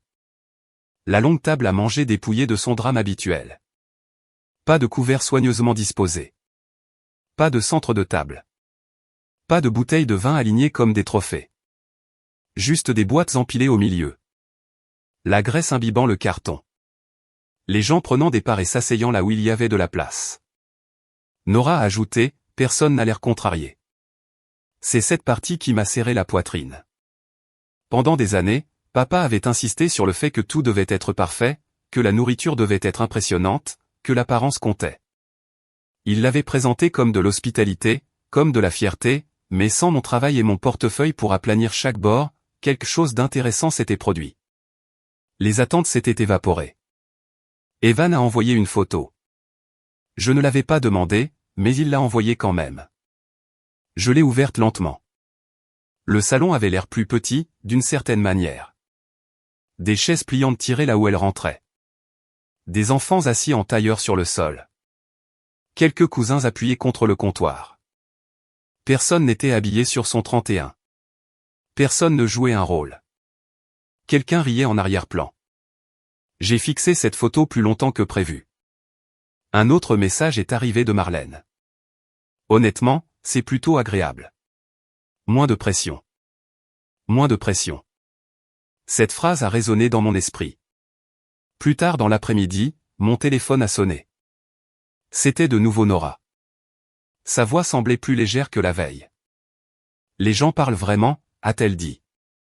Pas seulement pour complimenter la nourriture ou demander où tu as trouvé les choses. Juste pour parler. Je lui ai demandé comment allait papa. Elle a fait une pause. Il est plus silencieux que d'habitude, mais il n'est pas en colère. Il regarde juste. Il regarde quoi? Me suis-je demandé. Une version de Noël qui ne tournait pas autour de son admiration. Un rassemblement qui n'exigeait pas que quelqu'un d'autre porte le poids. Nora a continué, quelqu'un a dit quelque chose d'intéressant tout à l'heure. Quoi? Ils ont dit, on n'a pas besoin de nourriture sophistiquée pour être ensemble. On n'en a jamais eu besoin. J'ai fermé les yeux. Cette phrase a atterri plus profondément que toute autre chose parce qu'elle confirmait ce que je soupçonnais depuis des années, mais que je ne m'étais jamais autorisé à croire. L'extravagance n'a jamais été pour la famille. C'était pour papa, pour son image, pour son confort, pour son sentiment de contrôle. Sans que je paie pour cela, sans que je l'exécute, l'illusion est tombée et personne ne l'a regretté. Le reste de ma journée de Noël s'est passé tranquillement. J'ai fait une longue promenade. J'ai mangé à emporter et je me suis choisi. J'ai lu. Je me suis reposé. J'ai fait des choses sans les chronométrer en fonction des besoins des autres. Le soir, Evan a appelé. Il semblait fatigué mais calme. Je voulais juste que tu saches, a-t-il dit. Ça ne s'effondre pas. C'est juste plus simple. Plus simple. Le mot ressemblait à un cadeau. Il a ajouté, papa ne s'est pas plaint une seule fois aujourd'hui. Ni de la nourriture, ni de l'installation. Cela m'a surprise plus que tout. Peut-être parce que se plaindre aurait nécessité d'admettre qu'il attendait plus. Admettre que ce plus venait habituellement de moi. Quand l'appel s'est terminé, je me suis assise et j'ai laissé le silence remplir la pièce. Quelque part à l'intérieur, une croyance longtemps entretenue a finalement lâché prise. J'avais cru que sans mes efforts, les choses s'effondreraient, que j'étais le ciment, la seule à maintenir la famille unie. Mais Noël était passé, et le monde n'avait pas pris fin. Ce qui avait disparu, ce n'était pas l'amour, ni le lien. Ce qui avait disparu, c'était l'excès. Et avec lui, la règle tacite selon laquelle j'étais responsable du confort de tous les autres. À la tombée de la nuit, j'ai réalisé autre chose. La perfection que papa exigeait n'avait jamais été une valeur familiale. C'était une norme personnelle qu'il me sous-traitait. Sans mon argent, sans mon travail, cette norme n'existait plus, et personne ne la réclamait. J'ai éteint mon téléphone et je suis resté assise dans le silence, sachant que la prochaine conversation avec papa serait différente parce que quelque chose de fondamental avait déjà changé. L'histoire que nous nous étions tous racontée n'avait plus de sens. Et cette vérité, une fois vue, ne pouvait être ignorée. Je suis resté une nuit de plus à l'hôtel, non pas parce que je me cachais, mais parce que j'avais besoin de laisser la nouvelle réalité s'installer avant de revenir à l'ancienne. Je savais que si je revenais trop vite, je retomberais dans mon rôle habituel par habitude. Je commencerais à arranger les choses sans réfléchir. Je m'excuserais pour l'inconfort des autres. J'aplanirais des bords qui ne m'appartenaient pas. Alors, j'ai pris mon temps. Le lendemain de Noël, je me suis réveillé tôt et je suis retourné vers Lyon, la radio éteinte. Les routes étaient calmes, bordées de taches de sel et de lumière de Noël restantes. Mon esprit dérivait sans cesse vers l'image qu'Evan avait envoyée. Tout le monde mangeant de la pizza, riant, assis là où il y avait de la place. La simplicité de la chose ressemblait à une leçon que j'étais encore en train d'apprendre. Quand je suis entré dans l'allée de papa, mon estomac s'est quand même noué. La mémoire musculaire ne disparaît pas du jour au lendemain. Cette maison contenait encore des années d'attente, et je sentais mon corps se préparer à retrouver la version de moi-même qui faisait tourner les choses. Je suis resté assise dans ma voiture un moment, les mains sur le volant, respirant lentement. Puis je suis sorti et j'ai marché jusqu'à la porte d'entrée. Papa l'a ouverte avant que je puisse frapper. Il avait l'air différent de ce qu'il était au téléphone. Pas en colère, pas dramatique, juste fatigué. Ses cheveux étaient un peu plus en désordre que d'habitude, et ses yeux avaient ce regard meurtri que les gens ont après une longue journée à faire semblant d'aller bien. Il s'est écarté pour me laisser entrer. La maison sentait légèrement la pizza rassis et le café. Pas désagréable, juste réel. Le salon portait des traces de la présence de gens, quelques assiettes en carton dans la poubelle, des manteaux drapés sur une chaise, une couverture pliée sur le canapé. On sentait que l'endroit avait été vécu, pas mis en scène. Didier s'est éclairci la gorge comme s'il allait commencer par une plainte, puis s'est arrêté. Il a juste dit, « Tu es de retour ». J'ai hoché la tête. Je suis de retour. Il y a eu une pause. Nous sommes restés là à nous regarder, tous deux conscients que nous ne parlions pas seulement de ma présence physique. Nous parlions de ce qui avait changé. Il a fait un geste vers la cuisine, et je l'ai suivi. Les comptoirs étaient nus. Pas de plateau de service, pas de restes sophistiqués emballés proprement dans des boîtes, aucune preuve d'un festin qui avait pris des jours à préparer. Ça ressemblait à une cuisine normale après une fête normale. Pas une performance. Didier a pris la cafetière et s'est versé une tasse, puis m'a jeté un coup d'œil comme pour me demander si j'en voulais une. Pendant des années, j'aurais automatiquement dit oui, puis je me serais levé pour la faire moi-même. Cette fois, j'ai dit non merci et je suis restée assise. Ce petit moment comptait plus qu'il n'aurait dû. Didier s'est assis en face de moi à la table de la cuisine, les doigts enroulés autour de sa tasse, les épaules légèrement affaissées, comme s'il les avait tenues droites exprès et qu'il était enfin fatigué. Il a parlé le premier. Ça a dérapé, a-t-il dit.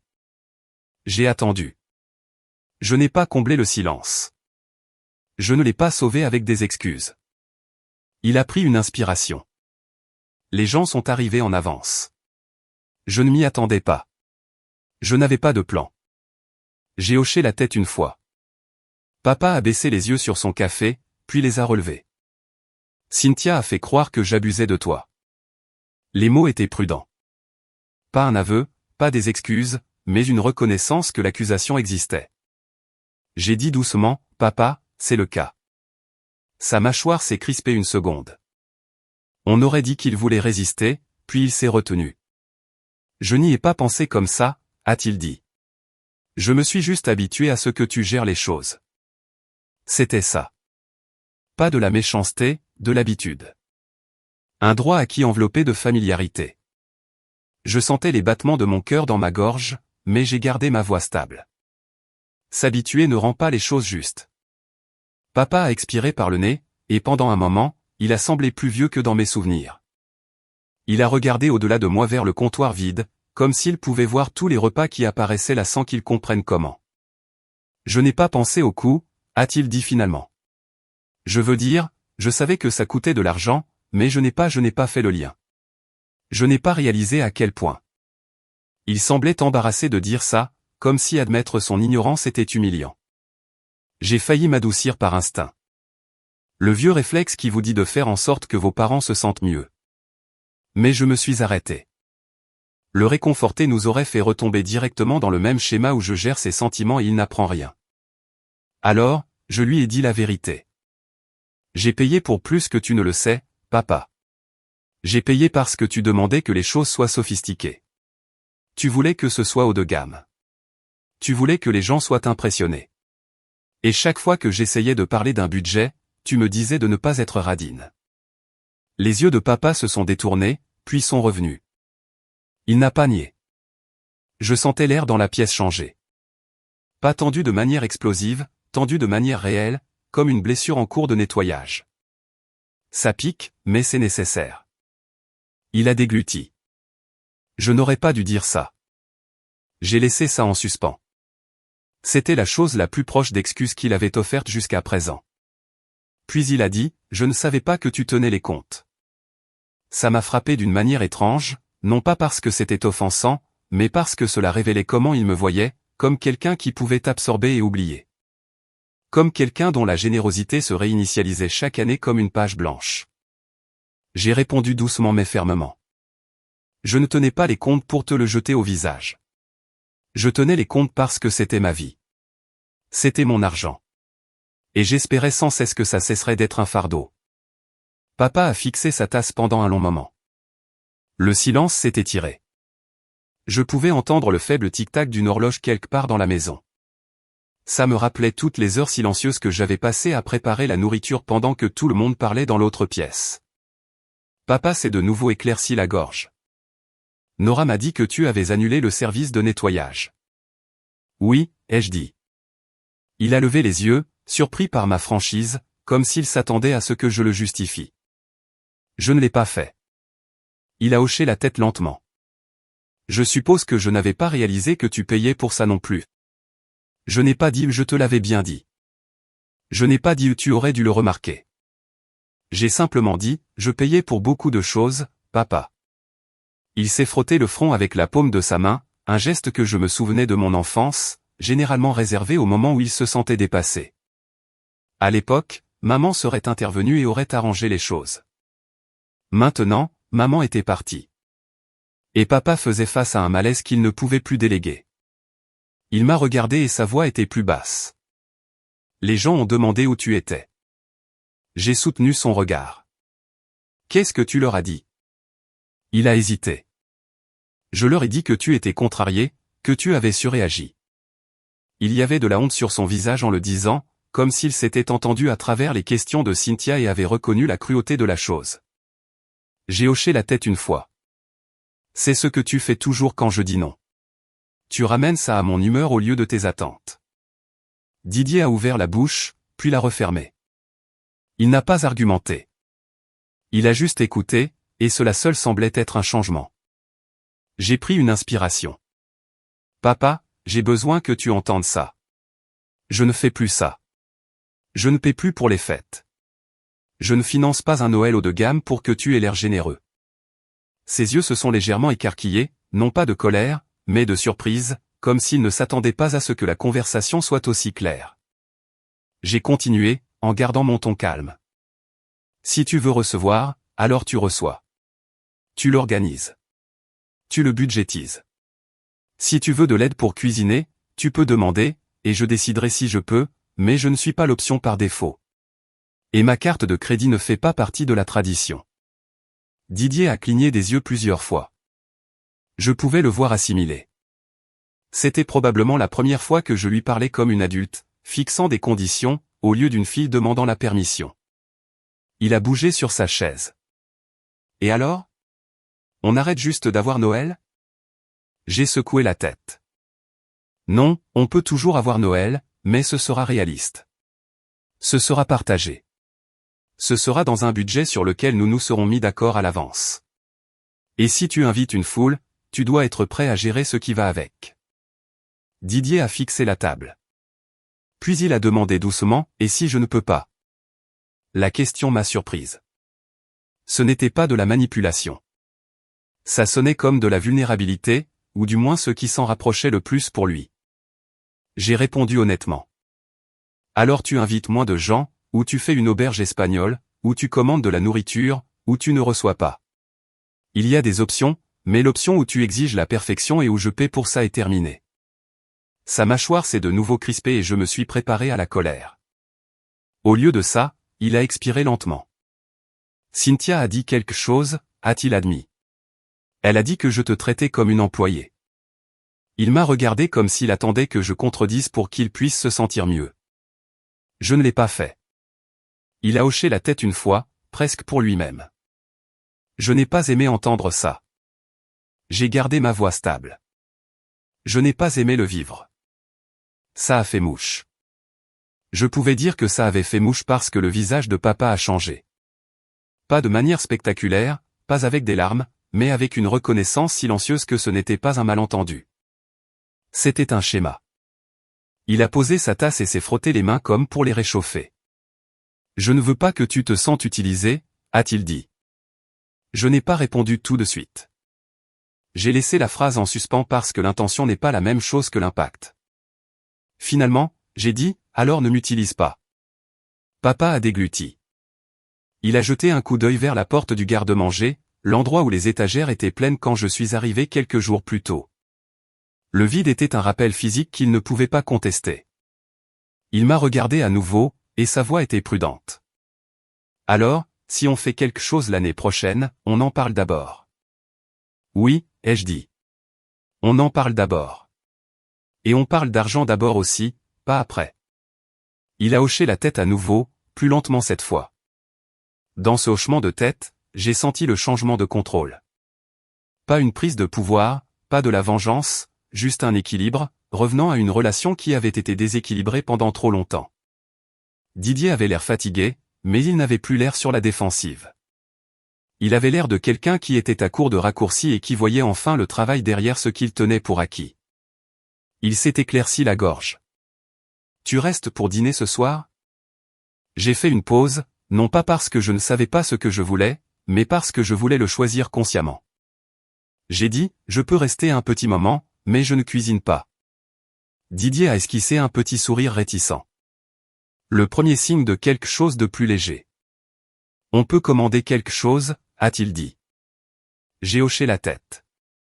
Ça me va. Nous sommes restés assis là un moment de plus, la cuisine silencieuse, l'air portant encore l'odeur du café et du Noël ordinaire de la veille. Ce n'était pas parfait. Ce n'était pas haut de gamme. Ce n'était pas mis en scène. C'était réel. C'est le mot qui m'est resté après avoir quitté la maison de papa ce soir-là. Réel.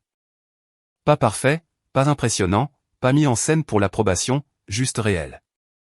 Et pour la première fois, j'ai réalisé que c'était la surprise que papa n'oublierait jamais. Les semaines après Noël sont passées tranquillement. Pas de retombées dramatiques, pas d'appels téléphoniques criards, pas de messages chargés de culpabilité me demandant de réparer quelque chose. Le silence était différent cette fois. Il n'était pas lourd. Il était respectueux. Papa ne m'a pas demandé de rembourser quoi que ce soit. Il n'a pas mentionné le coût de la pizza ou des essuie-tout ou la gêne de cette journée. Il n'a pas du tout parlé d'argent. Et cela m'en a dit plus que n'importe quelles excuses n'auraient pu le faire.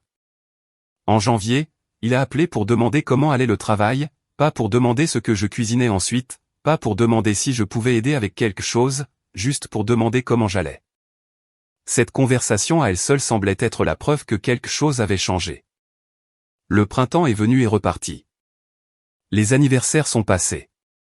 Les réunions de famille se sont déroulées de manière plus petite, plus calme. Parfois, papa recevait. Parfois, quelqu'un d'autre le faisait. Et chaque fois, il y avait une conversation au préalable. Quel est le plan? Quel est le budget? Qui apporte quoi? Des questions simples qui, d'une manière ou d'une autre, n'avaient jamais été posées auparavant. La première fois que papa m'a demandé directement combien je voulais contribuer, j'ai failli rire. Non pas parce que c'était drôle, mais parce que c'était si inhabituel. Je lui ai dit ce avec quoi j'étais à l'aise. Il a dit, d'accord. Et c'est tout. Pas de pression, pas de commentaires sur le fait d'être radine, pas d'attente superposée d'obligations. C'était la vraie surprise. Quand le Noël suivant est arrivé, il y avait moins de gens, moins de décorations, le menu était plus simple. Il n'y avait pas de vin cher, pas d'exigences haut de gamme, pas de courses de dernière minute qui me laissaient épuisée et pleine de ressentiment. Les coûts étaient partagés. La nourriture était partagée. Personne ne donnait d'ordre aux autres. Papa a cuisiné un plat lui-même. Je l'ai regardé dans la cuisine, se déplaçant plus lentement que dans mes souvenirs, lisant les instructions sur son téléphone, posant des questions sans embarras. J'ai aidé quand je le voulais. Je me suis retiré quand je ne le voulais pas, et personne n'a rien supposé. Ce Noël-là ne brillait pas comme les anciens. Il n'a impressionné personne de l'extérieur. Mais quelque chose d'autre s'est produit à la place. Les gens sont restés plus longtemps à table. Ils ont plus parlé. Ils ont ri sans jeter un coup d'œil vers la cuisine. J'ai remarqué que papa me regardait une fois, non pas avec attente, mais avec quelque chose de plus proche de la conscience, comme s'il me voyait comme une personne dans la pièce, pas comme l'infrastructure qui la maintenait debout. Plus tard, il a dit, c'est différent. J'ai hoché la tête. Ça l'est. Il n'a pas argumenté. C'est à ce moment-là que j'ai compris la vérité qu'il m'avait fallu des années pour apprendre. Partir n'était pas de la vengeance. Le silence n'était pas la punition.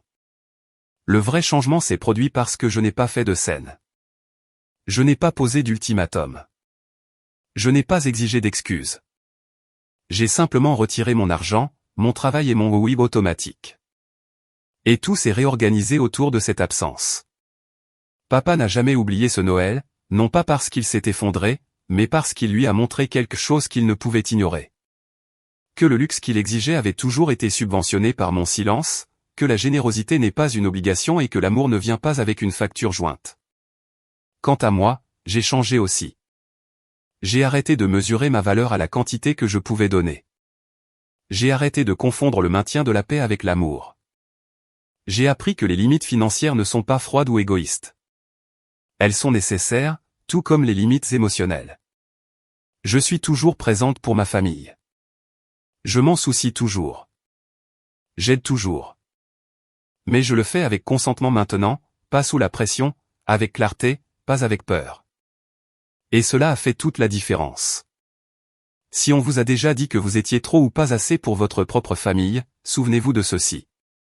Le silence peut être un pouvoir et la vérité peut être la vengeance la plus bruyante. Dites-moi dans les commentaires ce que l'intégrité signifie pour vous et d'où vous écoutez.